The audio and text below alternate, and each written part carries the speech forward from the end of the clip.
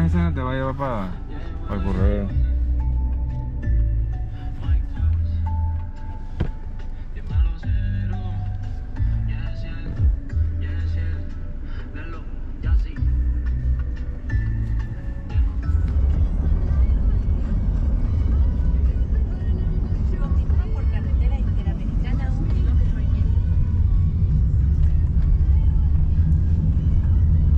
Realmente como que no está tan lejos, ¿no? A la vuelta.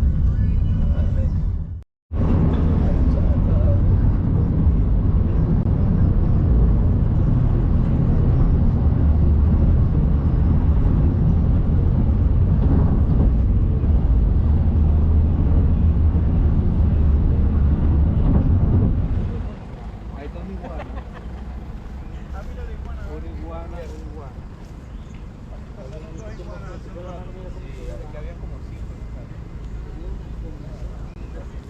Entonces, Juanca, ¿Viste la iguana? saben ricas, Juanca. Es un delito decir eso ya en Panamá hoy en día. No hay en Santiago. Pero te las encargas. Santiago es bastante, Uy, bien rica, ¿ah? No, pero yo digo que en Santiago todavía la gente no la agarra. Acá No, sí no, la ven gente, en una, exacto. acá si la ven en una así, se las comen. aquí la agarran. ¿Así? Sí, Olvídate. acá No, todavía ya mantenemos hay- el ecosistema. Acá yo trabajé en el río Guandé, durante la bahía, pero este río, Es un manjar de los dioses. En Colombia las cuidan un montón. Bueno,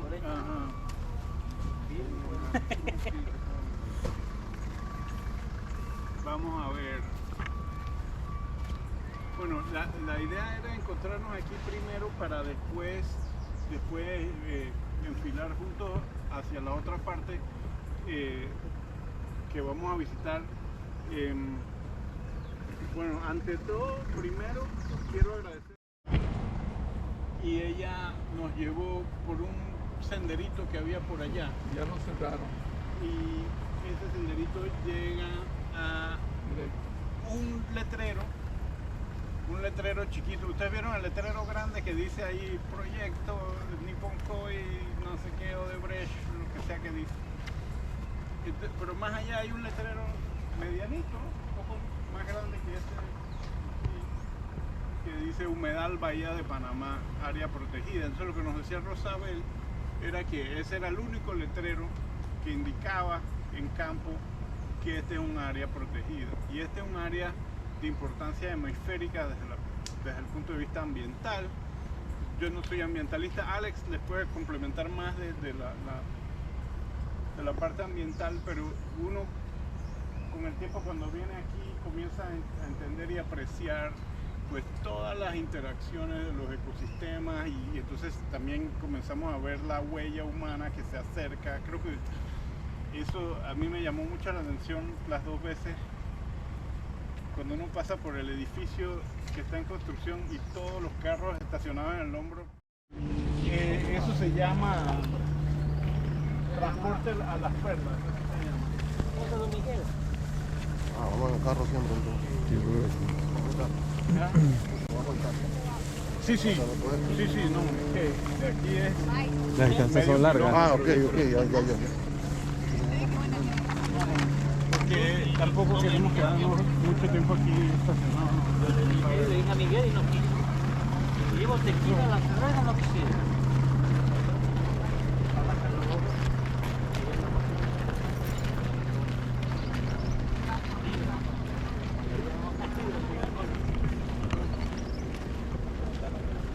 Entonces, don Eri. Dímelo, ¿cómo hago? Ahí en la batalla.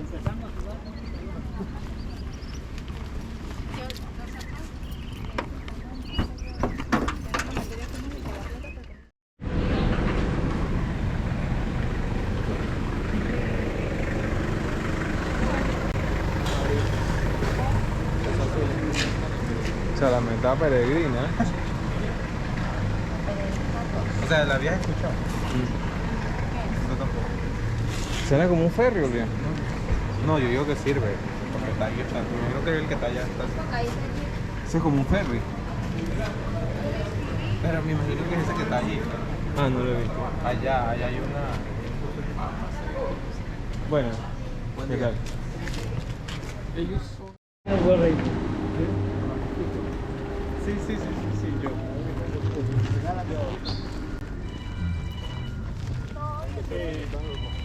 Rolando fue a hacer una cosa en el carro, pero él nos acompaña en el carro, pero lo esperamos para el contenido interpretativo.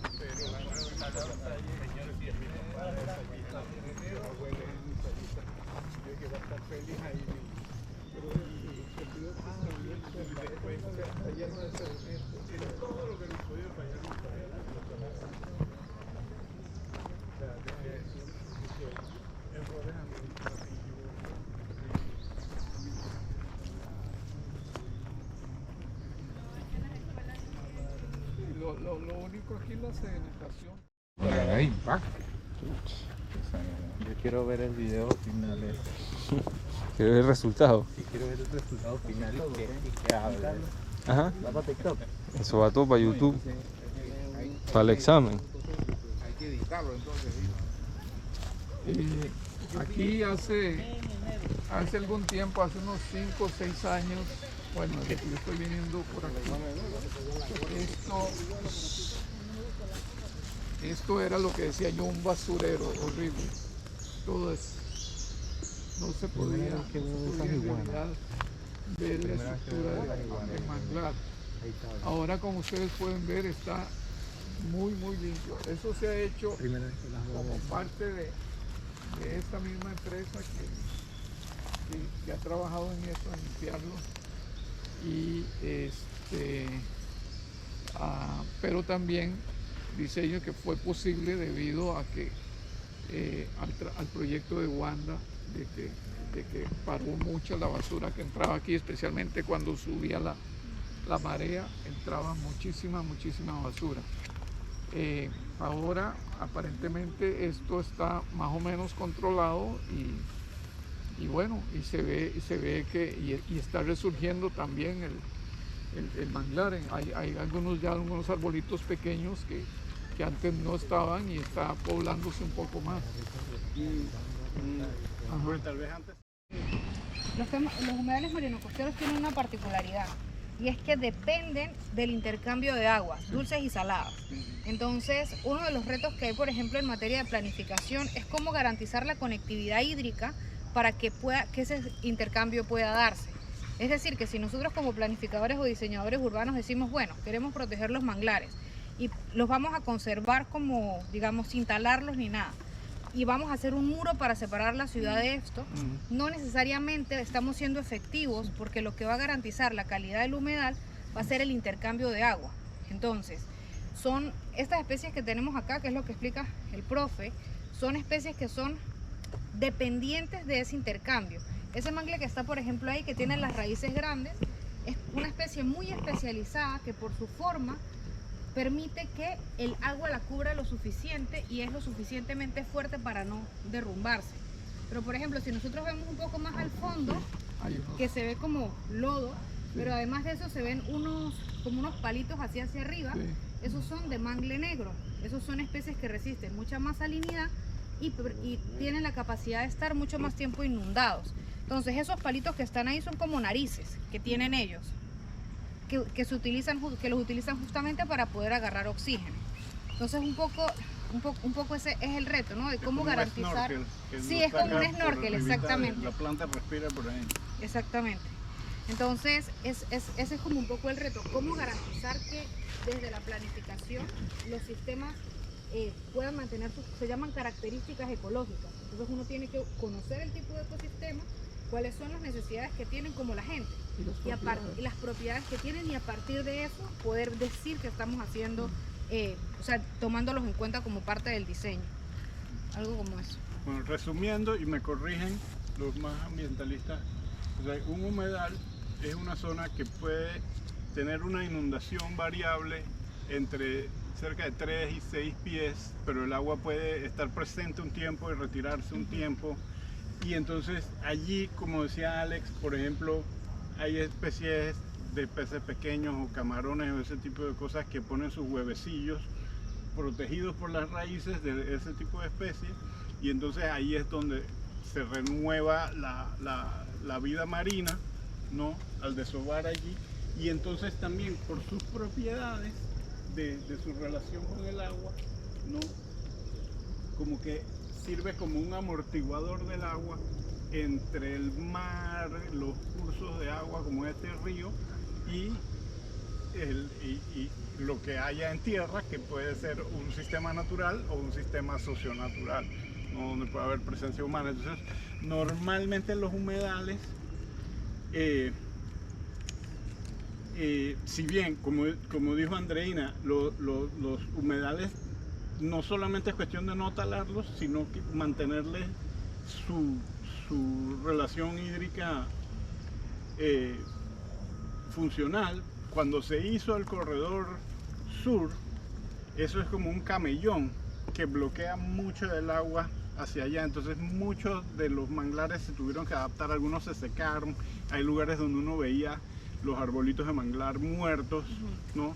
Y yo era uno que pensaba que era como unos cuantos arbolitos al frente, pero cuando pones el dron, vas entrando y te encuentras un bosque de árboles muertos, ¿no?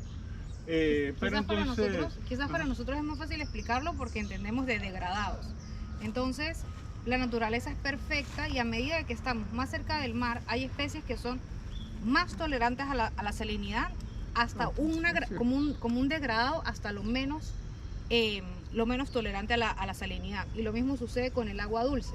Entonces tenemos una transición, digamos una degradación que va en dos sentidos, de alta salinidad a baja salinidad, a una alta dependencia al agua dulce con la menos que... Las de alta salinidad son las que, por lo menos lo que he observado yo en Bocas del Toro y en otros lados, son las que tienen estas raíces. Es correcto. Profundas, y que tienen... entonces pueden de esa manera, de alguna manera, bajar los niveles de salinidad, ¿o no? No necesariamente tiene que ver, eso sería como la fisiología de la planta, ¿no? Pero es más la característica estructural que tiene la capacidad de soportar la fuerza de la marea. Entonces, a medida de que están más cercanas al mar, tienen esta estructura un poco más robusta, ¿no? Porque yo tengo unas fotos de hace algunos años que fui a Bocas del Toro por el río y tomé muchísimas de este tipo de raíces a lo largo prácticamente del río, pero en cercanía, por supuesto, porque el río viene, hay una parte donde aquí está el mar y el río viene aquí para después desembocar allá, y todo este trayecto de cercanía al mar yo vi que la mayoría tenían ese tipo de estructura. Sí, es que por eso le digo, usualmente va alta salinidad asociada a una morfología mucho más robusta a nivel de raíces, y eso va asociado justamente a hasta donde potencialmente está en la capacidad de ser cubierto por el agua salada. Entonces, solo un detalle para ampliar es que los humedales aquí en Panamá, porque tenemos muchos manglares, se piensan que son solamente los manglares, o sea, humedal no significa manglar. Hay más de 42 tipos de humedales y se dividen en 3 tipos. Están los marino-costeros, que son los que dependen de este intercambio de salinidad, de agua dulce con salado. Eso es su principal característica porque dependen de eso. Tenemos los altitudinales, que son lagunas, ciénegas, que son completamente agua dulce, incluso son continentales y pueden estar desde, digamos, altitudes medias hasta páramos, por ejemplo. Pero además de eso, hay otro tipo de humedal que son los humedales artificiales, donde están las salinas, las camaroneras y las arroceras. Entonces el gran debate que hay es hasta dónde se puede permitir como que esa interacción socioambiental y de poder gestionar los ecosistemas, ¿no? Porque ese es más vinculado con la actividad humana. Claro. Más vinculado y Casi que exacto. depende de ello. Los que son muy puristas pues dicen que no. En Panamá Ya tenemos una serie de sitios de humedales importantes y normalmente uno puede entrar a consultarlos en el sitio web de ANAM. O sea, en el Sistema Nacional de Áreas Protegidas hay varios sitios que son humedales. Entre ellos, bueno, en Bocas del Toro, pues uno puede ver humedales de manglar y esto, como la costa atlántica, como el agua es más rica en nutrientes, en sedimentos en suspensión, entonces tiene como otra característica que los humedales marino-costeros del Pacífico, un poco diferente. Pero es interesante adentrarse a conocer estos temas porque son parte de nuestra riqueza ecosistémica en Panamá. Audubon ha publicado folletos, muchos de ellos en PDF están disponibles sobre Muy humedales importantes también. de Panamá, tanto porque creo que tenemos tanto marinos costeros, debemos tener de los tres tipos entonces. Sí. Porque creo que hicieron un folleto de los humedales marino-costeros y continentales en Panamá. Claro, por ejemplo, las lagunas de Volcán, Ajá. la laguna de San Carlos, esos Ujú. son humedales continentales. Porque son las zonas donde los laguitos tienen poca profundidad.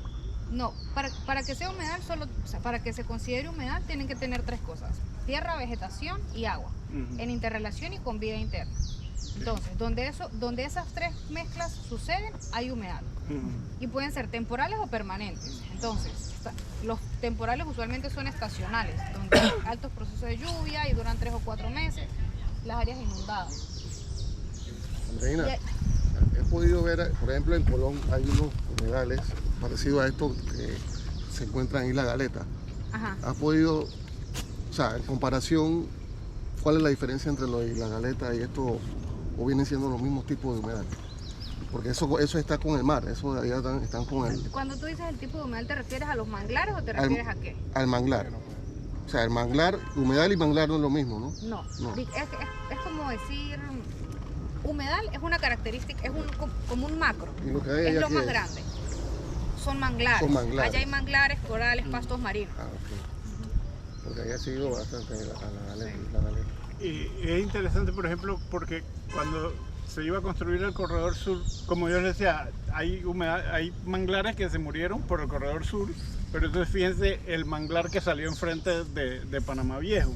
Eso no existía hasta que no hubo corredor sur. Y en el Google Earth ustedes pueden poner eso y hay una función de relojito y uno echa hacia atrás el relojito y según va echando para atrás va desapareciendo el humedal hasta que desaparece el corredor sur y no hay manglar allí.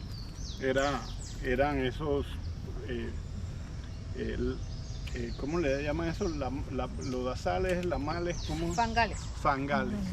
O sea que los manglares es un tipo de humedal. Es un tipo de humedal, los fangales son un tipo de humedal, las lagunas también, por ejemplo, los corales. Entonces uno dice, ¿hasta dónde? Por ejemplo, ¿hasta dónde es marino costero? Hasta donde entra el agua de la marea.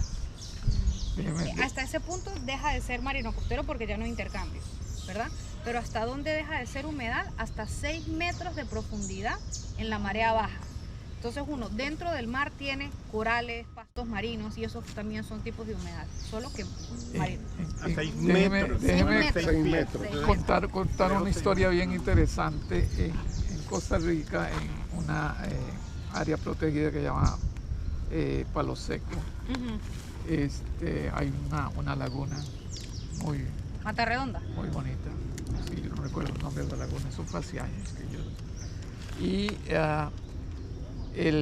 ellos tuvieron un problema de que la tifa, ese tipo De hierba. de hierba inmensa empezó a cubrir todo el espejo y era uno de los lugares que atraía más aves a nivel mundial. El comité de manejo de palo verde trató muchas formas de ver cómo se eliminaba eso y que eso crecía, eso llegó por ahí, eso viene desde Asia y llegó por alguna razón ahí, supongo que a través del río o lo que sea. Y empezó a llenarse y cubrió todo el espejo. Las aves ya no llegaban entonces a los arrozales, pero no ahí. Los arrozales, bueno, pero los arrozales no es lo mejor para esto. Entonces hubo mucho debate y se trajo a un experto de la Florida y él aconsejó que como eran asiáticos se deberían de traer unos búfalos asiáticos que son los que mantienen esos lugares en función, en equilibrio. Bueno,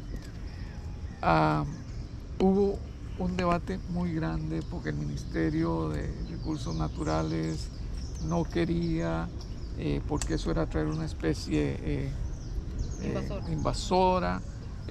Resulta que bueno, se llegó a traer solo machos y no hembras, porque aparentemente esos búfalos tienen un tipo de aleta también abajo, los que viven en Asia, y pueden sumergirse y agarrar la raíz, porque el problema era que si no se agarraba desde abajo la raíz, entonces seguían proliferando. Duraron como 2 años en ese proceso, pero después tuvieron ya que devolver los búfalos a la Florida, porque los habían traído desde la Florida, una vez que ya se estabilizó esto, pero fue bastante tiempo el proceso de poder volver a tener el espejo y ya empezaron las aves, a regresar las aves. Pero fue un proceso bien difícil, especialmente la discusión de que si se aceptaban, ¿verdad? Si se aceptaban los búfalos o no, y bueno, ¿y qué iba a pasar con los búfalos después? Bueno, los búfalos no iban a tener cría porque iban a ser nada más búfalos machos. Y bueno, ahí se fue y se resolvió el problema, aparentemente. Pero cómo llegó la tifa no se sabe, porque no es de esos. Hay algunas cosas acá que cuando lo miran, si miran el color del agua del río ahorita, o sea, tiene sentido que esté así, porque ha estado lloviendo bastante. Incluso creo que el río se ve más alto que cuando vinimos la vez pasada. Ha estado lloviendo bastante más y entonces arrastra sedimentos. Pero entonces, por ejemplo, si ustedes miran allí, por ahí hay un tanque blanco.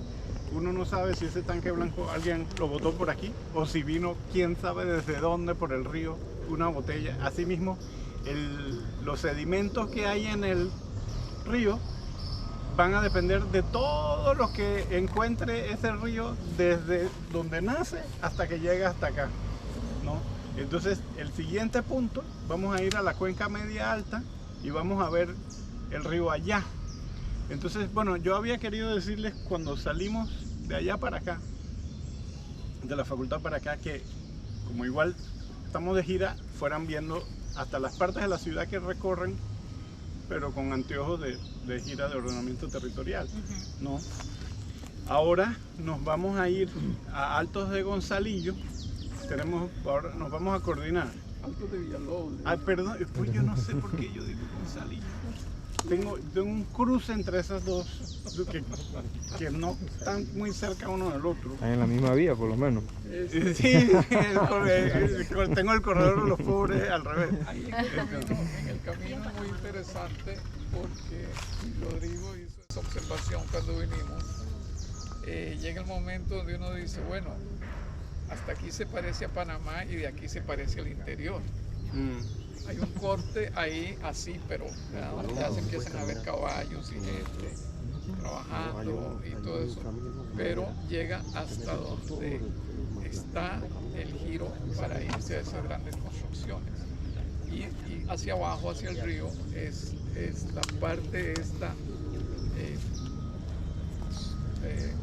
campesina, podríamos decir nosotros, campesina ya más o menos urbanizada hasta cierto punto, pero que tiene verdaderamente ese paisaje y esa construcción en general campesina se ve.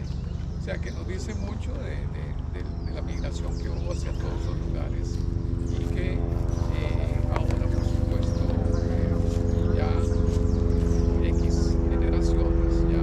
Ahora lo volvemos a poner. Pero esa parte es interesante porque ves Alto se ve.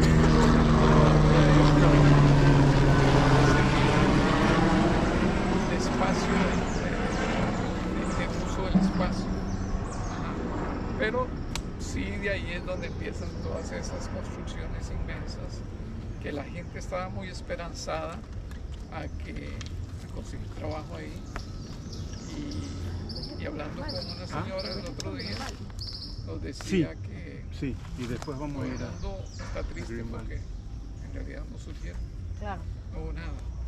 Se hizo el desastre ambiental que se hizo.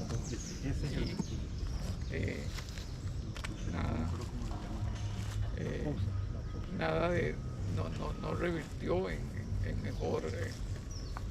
mejores trabajos o en trabajos más, mejor remunerado, si es que iba a ser mejor remunerado, pero tal vez más constante el trabajo en la construcción.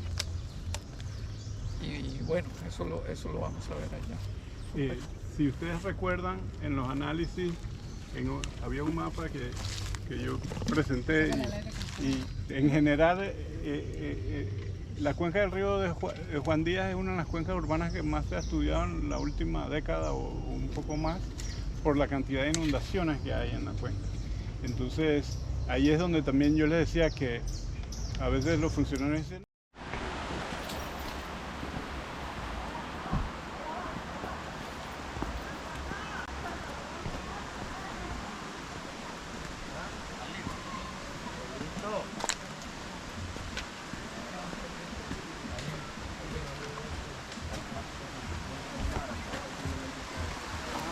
¿Quién trajo el cooler? No, pero ya encontraron.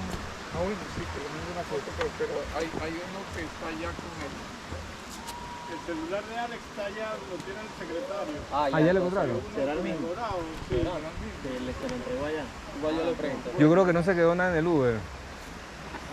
Yo creo que no se quedó nada en el Uber. ¿Y este punto cómo se llama? Allá. No estaba en el Uber. Lo encontraron, yo creo que unas amigas de ellos, unas compañeras. Y yo Ah, me ok. bajé Se le del cayó. Uber Se le cayó, ¿será? Puede ser que se le haya caído, exacto. Profe, ¿y este cómo se llama?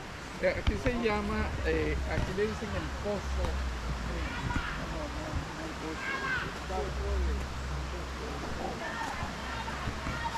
Vamos bajando, Sí, vamos. ¿Quieres seguir escuchando el cuento de Alex? Quédate. No, yo quiero ver a Yala en bikini. ¿Ah? Quiero ver a Yala en bikini. Mira, me duele ya, ¿verdad? O sea, que yeye, ¿sabes? Están aquí.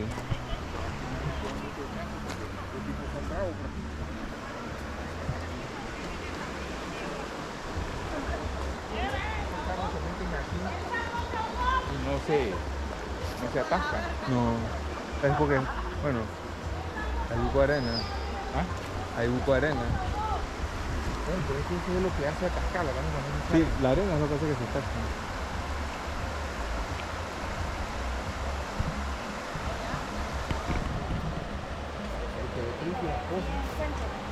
Está limpia. No sé, si no hay ahí está. Sí. Digo, mierda, de ganado. De gente, exacto, de ganado.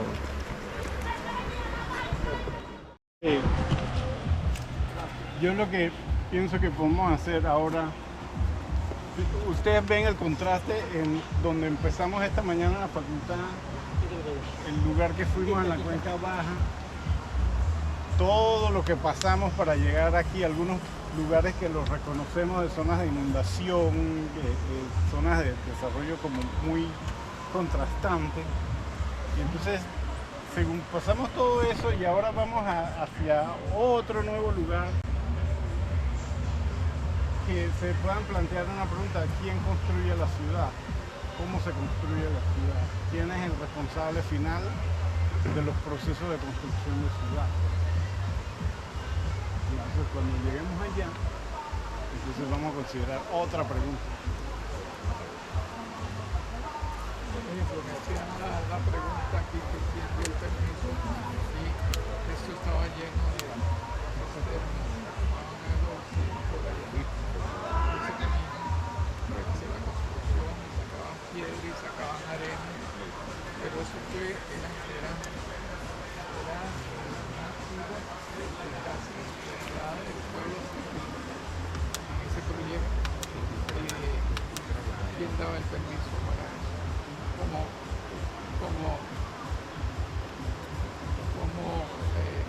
¿Cómo se procesó eso ante la Municipalidad de Magdalena? Pero son proyectos de una magnitud inmensa, de una magnitud inmensa que en términos de, por lo menos de lo que nosotros sabemos en materia de ambiente, esto es realmente es un delito. Ustedes vieron el video que yo mostré con el dron, cómo estaba aquel plaza, y eso estuvo así por mucho tiempo. Miren, esta parte de aquí que tiene piedras, todo eso lo cubría el Ahora piso. vamos. Se ha recuperado una parte, yo supongo que ahora que cuando se recupera en época de lluvia, supongo voy a venir aquí en época de verano a ver cómo está, hasta dónde se ha reducido el río. Pero todo eso allá estaba cubierto por el río. Era un gran trecho que estaba. Y bueno, ahora si quiere vamos ahí, vemos que mucha de la vegetación que está ahí, todos estas plantas, grama alta y todo eso es, ¿cómo lo llamarían ustedes? Nosotros lo llamamos veroliz en Costa Rica, no sé aquí. Paja canalera. La paja canalera, empezó a crecer aquí también, como había en ese momento. Ajá. Así es que, bueno, vamos. Rodrigo, tome porque si me caigo.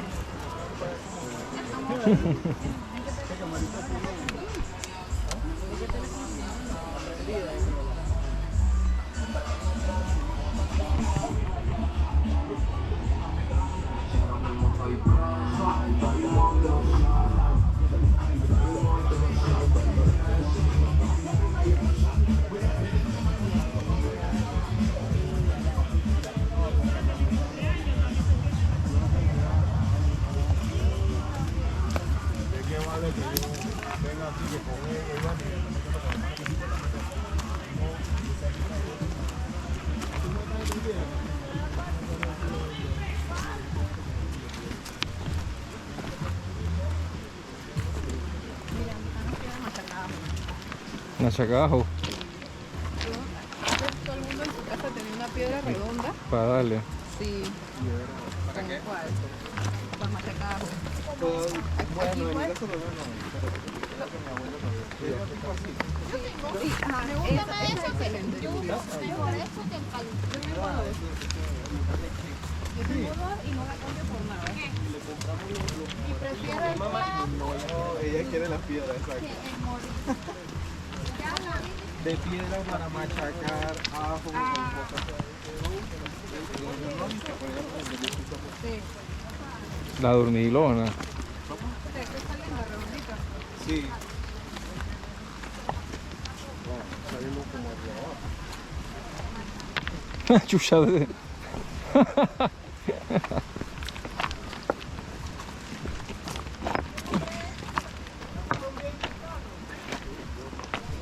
Mira, está ahí. Sí. ¿Hasta dónde? Sí. Bien, que sí, porque lo contrario. Sí, exacto, dije, no, van los manes corriendo, dije, voy. Vamos. Vamos, que de aquí salgan de esas piedras.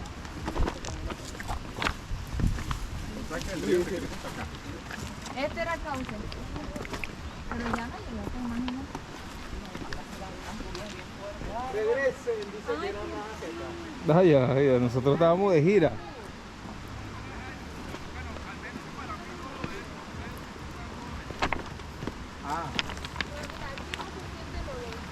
Sé que para nosotros que somos jóvenes podíamos ir para allá.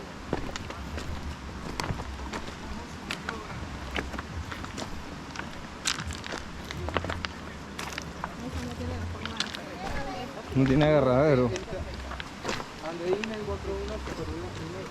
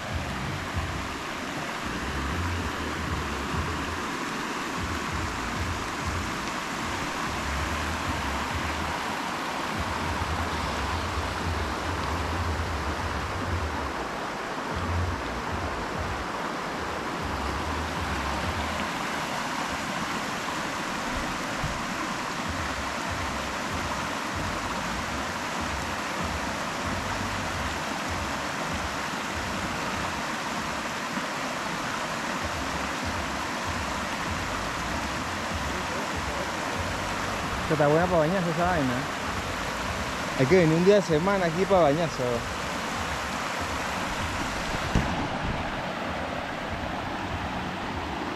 Está fresquecito, es agua que relaja. Para bañarse, ¿eh?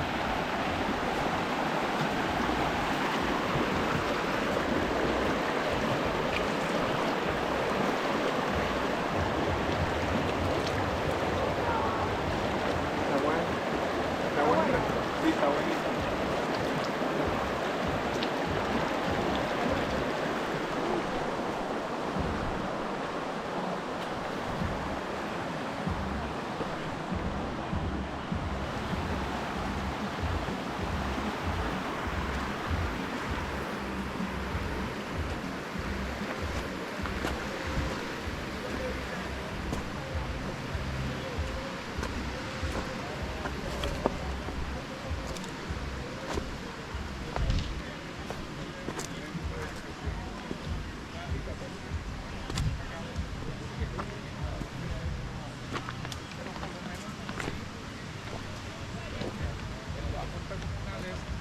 Puede pagarle a alguien a que venga a hacer limpieza.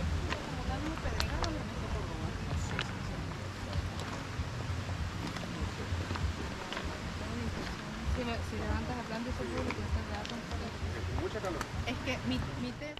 Reunión, sombra. Una pregunta. ¿Esta barriada por qué está detenida ahorita mismo?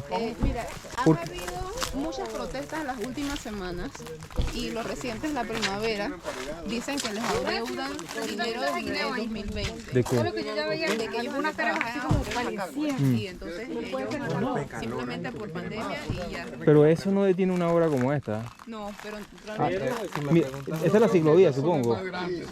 Yo no sé cuáles serán, pero deben haber razones más grandes porque Sí, lo claro. han abandonado totalmente. Esto hay demasiada plata involucrada para que esto esté parado por un par de peones. sí hay alguna razón porque demasiado, o sea, de verdad cierran la calle completa de Vía Panamá, no de la ciudad. ¿Qué pensaron? ¿Quién construye la ciudad? Peatonal y ciclovía y todo. Ciclovía. Pero lo increíble es que hayan hecho esta construcción y la hayan dejado así. Narcobarriada. Y allá en Martín hay 4 hectáreas. 195 hectáreas. 4 barriadas como en... Han sido razones para un proyecto como este, que aparentemente ahora parece que hay una parte. Pero esa escuela sí la construyeron, y esa es la escuela más cara que hay en Panamá. ¿Ahorita mismo? Sí, esa era arte de panameños y la compró un consorcio norteamericano. Correcto, yo sé de la parte. Bueno, entra Pero es inmensa. Es la Metropolitan School. ¿Es una escuela? en Ciudad Saber. Sí, la que estaba en la ciudad de San Juan. Se mudó todo para acá. Ajá, pero el de allá era una décima de esto, ¿no? ¿Es una escuela como extranjeros o algo así? Pero esto es inmenso. Internacional. no me iba a juntar con... O sea, una escuela, Escuela internacional. Ahora hay este modelo de empresas multinacionales dedicadas a la educación que compran escuelas en diferentes países y las... Sí, aquí se está dando ese proceso.